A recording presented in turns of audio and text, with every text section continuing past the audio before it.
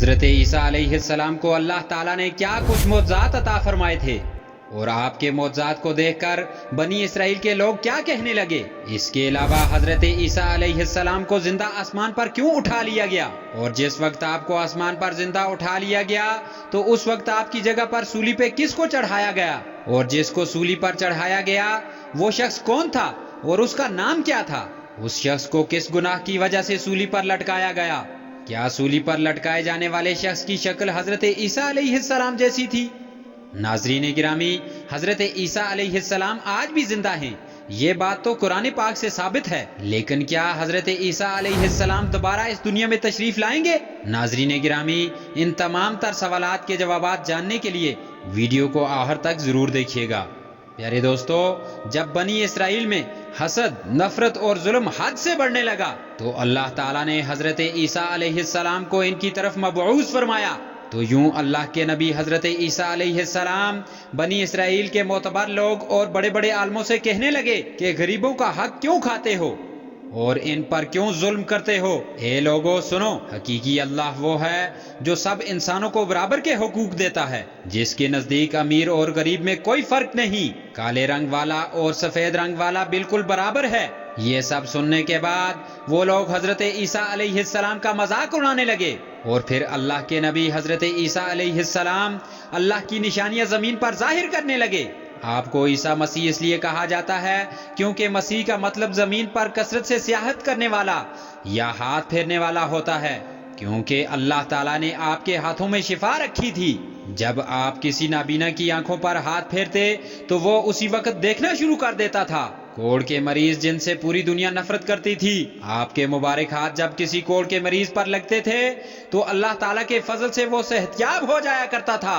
آپ مٹی کے پرندے بنا کر جب فضا میں پھینکتے تھے تو وہ مٹی کے پرندے زندہ ہو کر اڑنا شروع کر دیتے تھے، اور آپ جب بھی کسی مردے کے اوپر ہاتھ رکھتے تھے تو وہ مردہ اللہ تعالیٰ کے فضل و کرم سے زندہ ہو کر بولنے لگتا تھا۔ بنی اسرائیل کے لوگوں نے جب یہ معجزات دیکھے تو دن بدن آپ کے قریب ہوتے چلے گئے اور آپ کی باتوں کو سننے لگے اور آپ کو اللہ تعالیٰ کا نبی تسلیم کرنے لگے۔ بس یہی ڈر اس وقت کے ظالموں اور عالموں کو کھانے لگا۔ وہ لوگ یہ سوچنے لگے کہ کہیں ہماری حکومت ختم نہ ہو جائے، لوگ حضرت عیسیٰ علیہ السلام کو اللہ کا نبی سمجھ کر اپنا بادشاہ نہ بنا دیں۔ تو بس بنی اسرائیل کے لوگ اللہ تعالیٰ کے نبی حضرت عیسیٰ علیہ السلام کو معاذ اللہ قتل کرنے کا منصوبہ بنانے لگے۔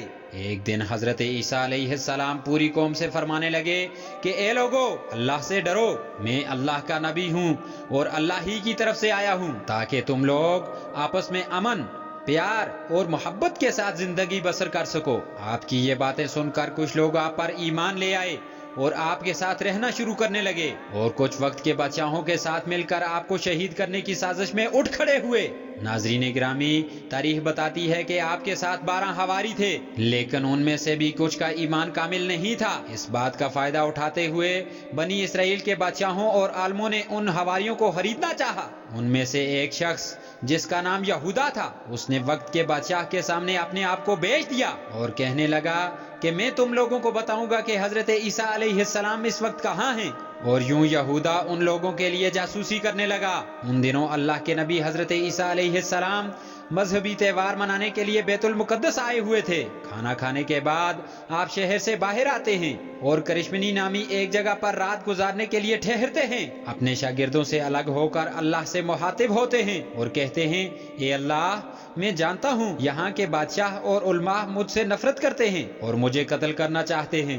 اے میرے مالک، میری مدد فرما اور مجھے ان کے شر سے نجات عطا فرما۔ بس اتنے میں حضرت جبرائیل علیہ السلام اللہ کے حکم کے ساتھ نازل ہوتے ہیں اور فرماتے ہیں، اے مریم کے بیٹے، اللہ تعالیٰ نے فرمایا ہے کہ وہ آج آپ کو زمین سے آسمانوں کی طرف اٹھا لے گا اور آپ کا رب آپ کو ان لوگوں کے شر سے بچائے گا، اور وہ لوگ جنہوں نے آپ کی تعلیمات کو تسلیم کیا ہے، اللہ پاک ان کو کافر اور مشرک لوگوں پر فضیلت بخشے گا، اور قیامت کے دن اللہ تعالیٰ اس اختلافات کا فیصلہ فرمائے گا۔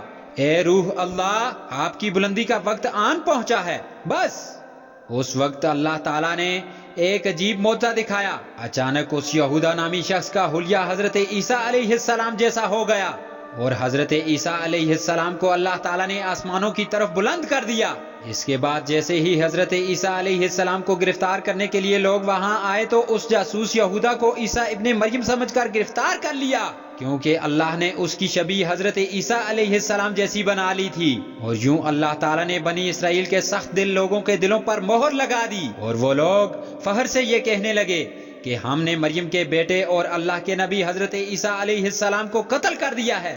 انہوں نے یہ سمجھا کہ ہم نے عیسیٰ ابن مریم کو سولی پر چڑھا رکھا ہے، حالانکہ حقیقت اس کے برعکس تھی۔ وہ لوگ اس معاملے میں غلط فہمی کا شکار تھے۔ ان میں سے کچھ لوگ حیرت سے یہودا کو دیکھ رہے تھے کہ اس کا چہرہ تو بالکل عیسیٰ جیسا ہے، لیکن حضرت عیسیٰ علیہ السلام کی کوئی بھی خوبی اس میں نظر نہیں آ رہی۔ وہ لوگ فقط اپنے وہم و گمان کی پیروی کر رہے تھے۔ حقیقت تو یہ ہے کہ عیسیٰ علیہ السلام کو انہوں نے قتل نہیں کیا تھا، کیونکہ اللہ کے نبی حضرت عیسیٰ علیہ السلام کو اللہ تعالیٰ نے صحیح سلامت آسمان پر اٹھا لیا تھا اور اپنا قرب عنایت فرمایا تھا، اور اب قیامت سے پہلے اللہ تعالیٰ ان کو پھر اس دنیا میں ظاہر کرے گا اور اس دنیا کے سامنے حق و باطل کو واضح کر کے رکھ دے گا۔ بے شک وہ ہر چیز پر قادر ہے۔